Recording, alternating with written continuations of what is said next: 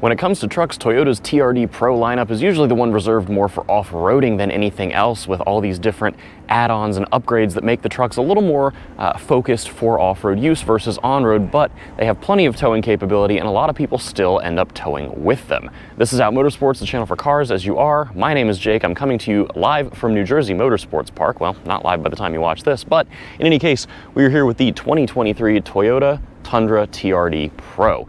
This is not the first Tundra that we've towed with, but this is the TRD Pro. This is going to be a different setup than the one I used before, which was a 1794 edition that was much more street focused. And we are going to be talking all about how it tows my enclosed trailer. So let's get into it. All right, so starting off, what is the Tundra TRD Pro? Well, every single Tundra TRD Pro is going to be a hybrid. They are the iForce Max drivetrain, and that is going to be a twin turbo 3.4 liter V6 with a hybrid setup. The electric motor is in the bell housing between the engine and transmission, so it can use all of the gears and the four-wheel drive system, and that is going to make a total power and torque output of 437 horsepower and 583 pound-feet. That is substantial. You might notice that this truck looks a little more leveled than a regular Tundra. That's because it is lifted by 1.1 inches in the front thanks to Fox shocks. Those are on all four corners, but they lift the front by about 1.1 inches. Otherwise, there is a unique front sway bar going on up here that helps with off-road use. You've got these BBS 18-inch wheels. They're a forged BBS wheel. And then you've got some Falcon all-terrain tires. And then moving around to the rest of the front, you've got a front skid plate. I'm not sure if you can see that under there, but there is a front skid plate. Looking up at the grille, you've got a front light bar that comes on with the high beams if you want, which is certainly a choice. It is nice to have for off-roading and kind of fun if someone's cutting you off while you're towing, just FYI. Now, four-wheel drive is of course a given. There's also a locking rear differential that is also found on the TRD off-road model. And then there's some visual upgrades going on. So if you look at the fender flares here, these are kind of a unique camo-esque pattern, which is take it or leave it. I think they're kind of fun and campy because the truck is really committed to the bit. And then if we look inside, we've also got an interesting color going on in here. This is an optional, if you don't like it, you don't have to get it, but this is an optional red camouflage interior, which I find just so silly given camo is meant to, you know, hide you, and this is anything but subtle. So you've got the red that kind of carries out into the dashboard. It's on the door panels. You've got a unique steering wheel here with the TRD logo and a centering stripe, so you always know which way is up. And then you've got a standard 14-inch infotainment system. This thing is huge. And then over here, this is a TRD thing. You've got the Toyota kind of bar going across the dash near the airbag cover. So this is going to be your TRD Pro. I mentioned you have plenty of off-road capability. You've got all the different drive modes. You do have a tow haul mode with two modes, tow haul and tow haul plus. We'll talk about that in the driving portion. And then you've got crawl control and downhill assist control, plus the obligatory two-wheel drive, four-wheel drive high, and four-wheel drive low selections. If you're looking for that locking rear differential, that's going to be up here on a nice big toggle switch, along with a couple other key controls. And then you do have real buttons for your climate control and a real knob for your volume. And then my favorite feature is this TRD light bar. I think it's so ridiculous, and there's actually a separate button for it right here.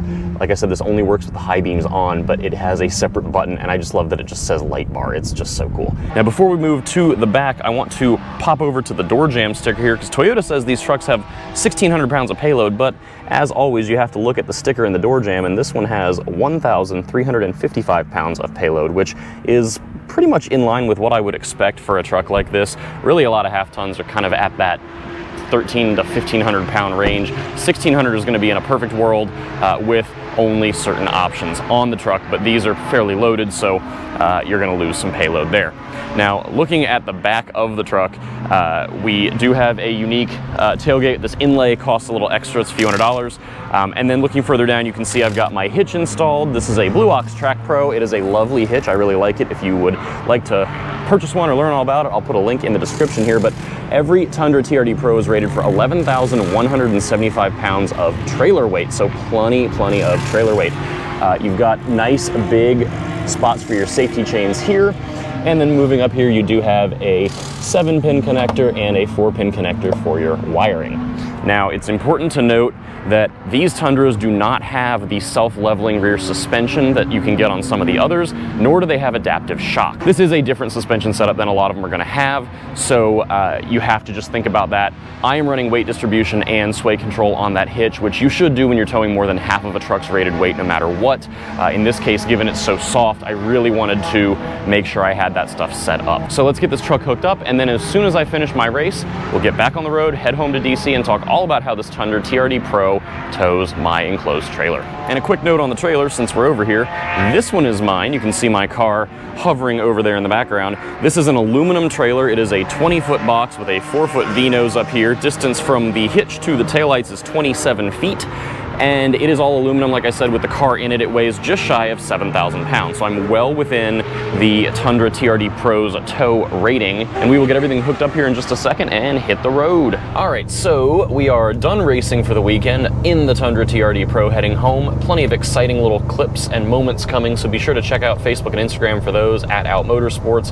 Plenty of fun with NASA Northeast and Spec 3, which is my racing series, my E36 325 IS. But let's talk about towing all the way to and from NJMP in this Tundra. So my biggest concern with this was really going to be the suspension setup and the tires and all that, because the TRD Pros are pretty soft compared to a regular Tundra.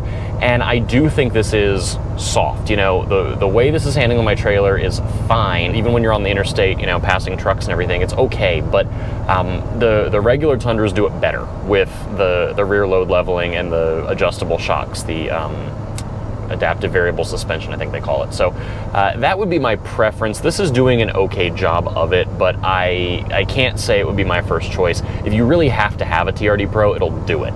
But just the suspension, everything is not really to my taste. It's a little soft, a little saggy, all that good stuff.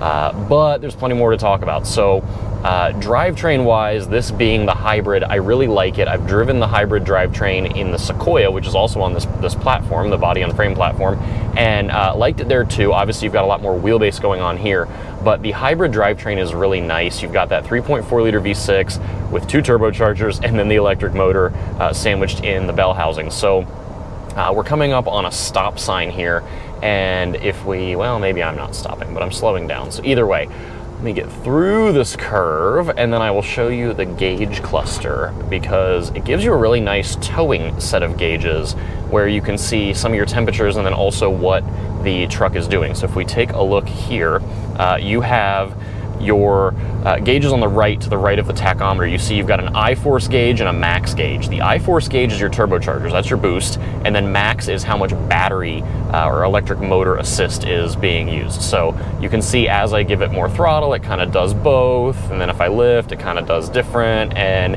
it's just interesting to see kind of how it behaves, and it's really seamless. You know, the point of this, especially when you're towing, is not to get better fuel economy. The point of having the hybrid setup is to fill in any gaps in power delivery and torque delivery that the gas engine and the turbochargers might provide. You know, sometimes you get a little turbo lag off the line, or climbing a hill, you need a little extra boost, whatever. So it's a very similar feeling to Ford's Power Boost in the F-150. It's a really similar setup as far as how they package it, and I really like it. It's just strong power everywhere. It doesn't have to rev super high to get you going or anything. And even, you know, on these 2-lane roads I'm on right now, I had to pull out and pass a dump truck at one point. You just put your foot in it and just roll on the power, and it is just good to go. It is really outstanding.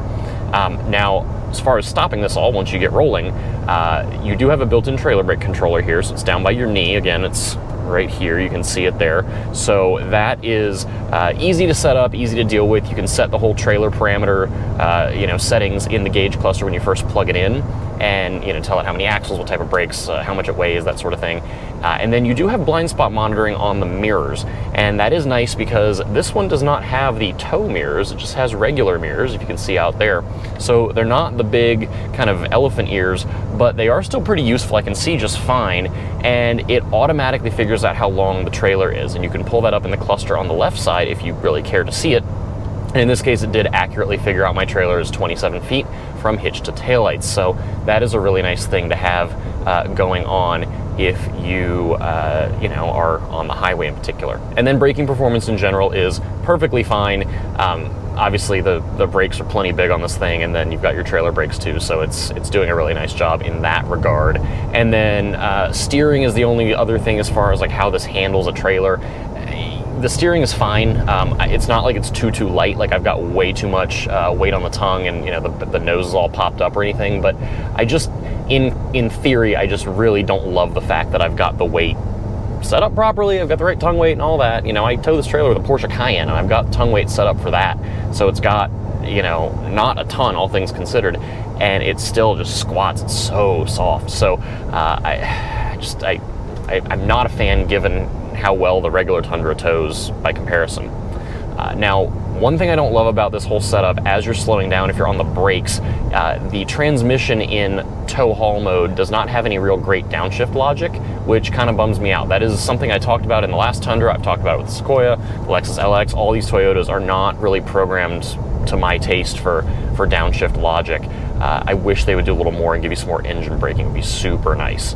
Now, I did mention with the drive modes you see right here, there's a tow mode, and then if you hit the tow button and twist the dial, you get Tow Haul Plus. And they say that it just sort of changes how everything behaves for the sake of extra weight. I don't know if I really know a difference. I've messed with it on the gas-only Tundra and then now the hybrid Tundra, and I think they feel pretty similar, to be totally honest. But if Toyota says you're supposed to use it for, you know, more than 50% capacity or whatever, that is what I will do. Now, away from a stoplight here, you can hear the engine kind of grinding away.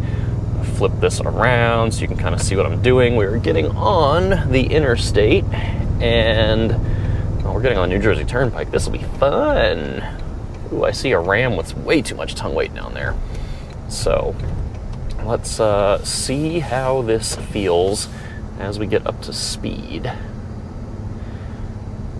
Obviously, I'm looking to do this safely and not have a drag race with anybody, but, you know, we're doing all of 25 on the on-ramp because that's all you can do right here. And we do have a long enough strip, so you can see again in the cluster, you see what the different parts of the drivetrain are doing.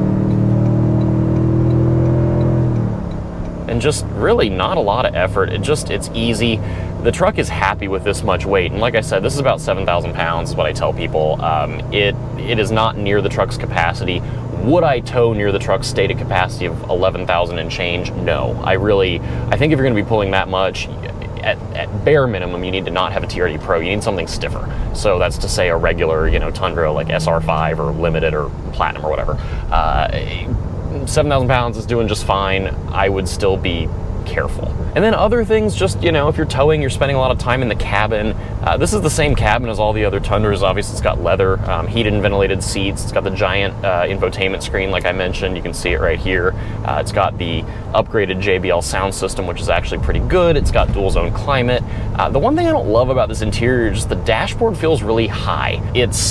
It's okay, but this is just not my favorite interior for a variety of reasons. I do think the seats are comfortable enough. Something about this just seems a little, I don't know, it's not for me, that's all. But I think interiors are a very personal thing. The seats are comfortable enough. You've got the panoramic sunroof, which is nice. You know, the door sills are low enough. You've got a digital rear view camera on the mirror, which is great. The backup camera is fairly high quality with that giant screen, so pretty easy to hook up the trailer, all that good stuff. So in general, this is doing a nice job. I'm having a totally fine time towing. You know, I will have put probably 7 or 8 hours behind the wheel with the trailer on it, and it's doing a good job. I just think that when you see, you know, other Tundras that are not going to be as soft, if you're going to be towing more often than you're going to be off-roading, this is not the Tundra for you. If you're going to be off-roading for the most part and then occasionally need to tow a trailer, then, you know, this will do it. It's kind of like buying an F-150 Raptor, even though this is not a Raptor competitor per se. It's a similar vibe in that it will do it sometimes, but this is not going to be your towing superstar among the Tundra lineup. But it's doing a fine enough job. Overall, this is a huge update over the outgoing Tundra, which ran its course far longer than it should have, in my opinion. And I think for the Toyota faithful, these are good trucks. The drivetrain is really stellar. I would not buy this without the hybrid. I drove one of these a year ago. That was that 1794 edition. It was just a V6 with the turbos. They call that the I-Force. That one I was not as big of a fan of. The hybrid really does make it a little more punchy, a little bit better with the trailer, to where I think it is a good buy. But like I said, avoid the TRD Pro for lots of towing, you know, unless you really, really want this look and want the features, because you're going to go off-road.